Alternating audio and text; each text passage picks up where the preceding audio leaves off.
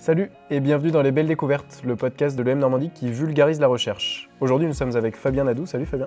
Salut Valentin. Professeur associé au département territorial à l'EM Normandie, tu t'intéresses depuis longtemps au sujet de la préservation marine. Ce sont des enjeux qui sont au cœur des problématiques de la préservation de l'environnement. Ils sont parfois méconnus du grand public. On va essayer de décortiquer un petit peu ce sujet-là aujourd'hui. Est-ce que tu peux nous expliquer de quoi il s'agit, tout simplement? Alors, pourquoi on s'intéresse à cela d'abord à l'EM Normandie? Parce qu'on est en train de monter une chaire de recherche sur l'économie bleue, sur les transitions énergétiques liées à la biodiversité marine, et donc du coup aux emplois, aux filières qui peuvent être créées dans ce secteur-là. Les enjeux sur la biodiversité en fait sont méconnus parce que l'océan peut-être est un espace qui reste parfois effectivement dépaysant, on y va en vacances, on pratique le littoral, mais on ne connaît pas bien ce qui se passe dans les fonds marins, parce que peut-être ça fait peur, on ne maîtrise pas. Et c'est un espace qui nous paraît un peu plus lointain en fait, c'est pas notre attache terrestre, donc ça nous paraît un petit peu plus abstrait peut-être, et donc on s'y intéresse peut-être de plus loin. Pourtant, on a quand même beaucoup de données sur ce sujet-là. Oui, et on en a de plus en plus. L'UNESCO, par exemple, s'est engagé à cartographier l'ensemble des fonds marins d'ici 2040 et 80% d'ici 2030 déjà. On n'est qu'à 20% aujourd'hui. Donc, par contre, l'innovation technologique avec les drones, avec la data analysis, par exemple, nous permet justement d'avoir une meilleure connaissance des fonds marins. Et cette cartographie sera très très utile aussi pour connaître mieux ce qui s'y passe et quels sont les enjeux en fait en termes de développement. On va parler du One Ocean Summit, un événement qui s'est tenu il y a quelques semaines à Brest.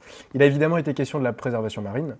Selon le président de la République Emmanuel Macron, l'objectif de protéger 30% des espèces terrestres et maritimes en France a été atteint. Toi personnellement, qu'est-ce que tu retiens de cet événement? Est-ce que selon toi, les grandes mesures annoncées sont suffisantes ou pas pour les enjeux que ça représente? Alors, il faut bien effectivement voir que cet événement-là s'est passé finalement au niveau mondial. Ouais. Donc les engagements, c'est l'ensemble de la planète ou des pays en fait qui étaient ici présents à Brest, c'était au mois de février. Et du coup, les enjeux, soit en termes nationaux, soit en termes de grandes régions à l'échelle européenne ou mondiaux, ne sont pas les mêmes. D'afficher 195 pays qui étaient présents avec des engagements forts sur les 30% d'aires marines protégées, par exemple, ça c'est un engagement très très fort. Est-ce qu'on va les atteindre? Je ne sais pas en fait. C'est comme, si vous voulez, ça s'apparente un peu à la COP 2021 qu'on avait organisée à Paris. On a donné des objectifs au monde entier. C'est des objectifs à atteindre. Est-ce qu'on va les atteindre? Peut-être pas dans le temps imparti. Par contre, ça donne un cap et ça donne des orientations. 30% des espaces en aire marine protégée, c'est très ambitieux à l'échelle de la planète.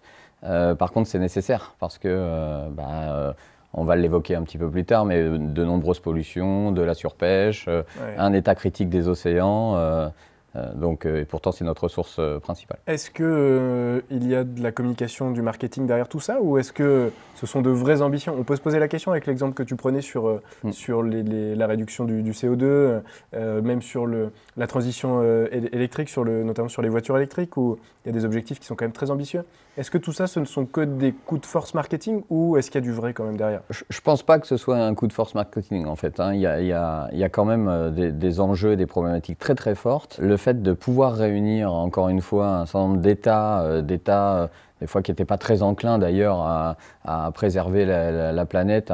Il y a beaucoup de pays en voie de développement qui ont ratifié un certain nombre de choses aux Nations Unies sur l'état de l'océan, etc. Parce qu'ils voient les enjeux directement liés à leur propre développement et à la pêche, à leur port, etc. par exemple. Donc je ne pense pas que ce soit un coup de force marketing en fait. L'ambition est très forte. La communication était très forte là-dessus, mais peut-être que c'est nécessaire aussi pour faire prendre conscience au monde entier, aux populations, aux entreprises, que l'état de nos océans est inquiétant également, au même titre que le développement durable dans les autres espaces de notre planète. Si on prend un sujet précis dont il a été question à cet événement-là, la pêche illicite. Qu'est-ce qu'il faut attendre des mesures prises au One Ocean Summit? Est-ce que ça sera suffisant ou pas? C'est un vrai sujet, la pêche illicite. Ça, c'est très délicat. C'est très délicat. On sait bien qu'il y avait eu un accord, l'accord du Cap, en fait, il y a une dizaine d'années, sur justement les problématiques de pêche illicite et de surpêche dans les mers et les océans. Il a mis 10 ans à être un petit peu mieux appliqué, cet accord. On voit bien que ça a du mal parce qu'évidemment, l'illicite, c'est du marché pour des personnes qui peut-être en ont besoin ou peut-être font du business sur évidemment l'état de la planète. Il y a eu des mesures, des engagements pris pour relancer justement cet accord du Cap avec des nouveaux pays qui ratifient ces accords. Okay. Et du coup, on espère qu'il y ait une prise de conscience. Après, il y a des aides aussi publiques en fait, qui aident à subventionner pour éviter la surpêche. Donc pour le coup, quand on évite la surpêche, on évite aussi la pêche illicite. Okay. Est-ce que ça va être suffisant? Il y a toujours des endroits où on ne respecte pas la loi. Oui, bien sûr. Qu'est-ce qui s'est dit au sujet de la pollution plastique, sujet majeur et fléau, j'ai envie de dire, qui s'est accentué avec la pandémie de Covid-19 depuis un peu plus de 2 ans? Oui, en plus, tout le monde a vu les images de l'océan de plastique qu'il y a dans l'hémisphère sud. C'est catastrophique. Alors là, les engagements sont, comme sur la pêche, en fait, sont assez ambitieux, assez forts. Okay. On a, pareil, il y a 500 entreprises et États ou régions qui ont ratifié l'initiative pour le nettoyage des océans. Et dans ces 500 membres, il y a 250 entreprises au niveau mondial. Par exemple, le groupe CMA-CGM, le grand transporteur mondial, qui est installé au Havre et à Marseille, s'est engagé à ne plus produire de plastique sur ses bateaux d'ici 2030. Et même une réduction très très forte d'ici 2025. Donc 2025, c'est demain, c'est tout de suite. Donc on voit qu'il y a quand même une prise de conscience sur le plastique très importante.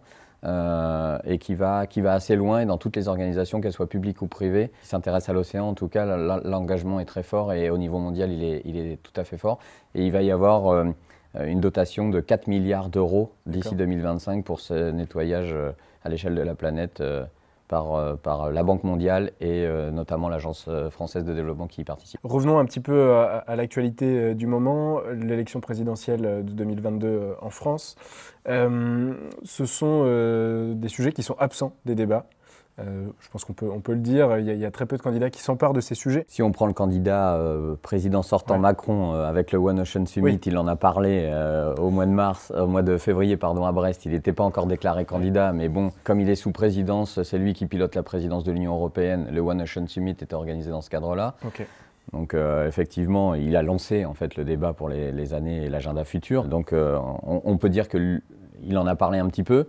Les autres candidats sont très focalisés sur la transition énergétique au sens large et puis les problématiques énergétiques avec le conflit en Ukraine et puis la réduction des énergies fossiles dans la production industrielle va faire que les courbes vont se croiser avec de la transition vers l'énergie électrique et le renforcement du nucléaire, parce qu'on ne peut pas produire de l'électrique en grande quantité sans le nucléaire, on ne sait pas faire en tout cas, ou au moins d'engager massivement les énergies renouvelables. Donc le focus en fait, il est très sur les énergies on va dire renouvelables et moins sur les énergies renouvelables liées aux espaces marins. Parce qu'encore une fois, on ne connaît pas bien l'espace. Et puis peut-être que mine de rien, comme on ne vit pas en mer mais sur terre, on déplace un petit peu notre spectre ou de notre réflexion à ce qu'on connaît. On a les pieds sur terre, si je peux m'exprimer ainsi, et moins les pieds sur mer.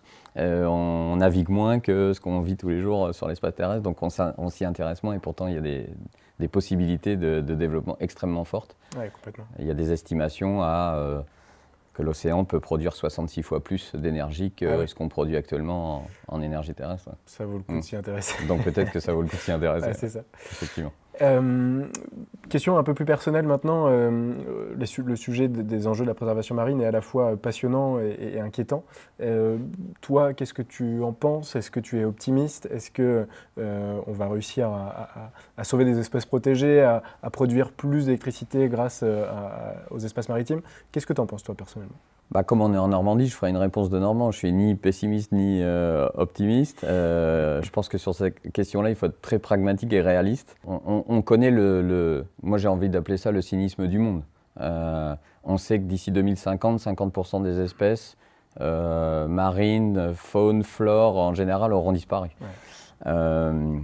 Donc on essaie en fait avec des grandes mesures incitatives en fait, de réduire notre impact. On fait que de réduire l'impact. On sait qu'on est au bord du précipice et on fait que de réduire. C'est difficile d'être plus radical que ça, en fait. Alors, je suis optimiste parce que finalement, ces caps, ces orientations, ces directives donnent de la possibilité de créer autre chose, d'innover et d'essayer de tenter, en fait, d'infléchir la courbe catastrophique. Et d'un autre côté, je suis pessimiste parce que quand on voit le cynisme du monde et ce qui s'y passe réellement, on sait bien que c'est difficile de faire rentrer en compatibilité croissance, développement des humains et préservation des espèces. On est d'accord, j'aime bien l'expression cynisme du monde. Ça se prête plutôt bien à la situation qu'on est en train de traverser. Merci Fabien pour ton éclairage, c'était hyper intéressant. Et nous on se dit à très bientôt pour un nouvel épisode des Belles Découvertes. Merci.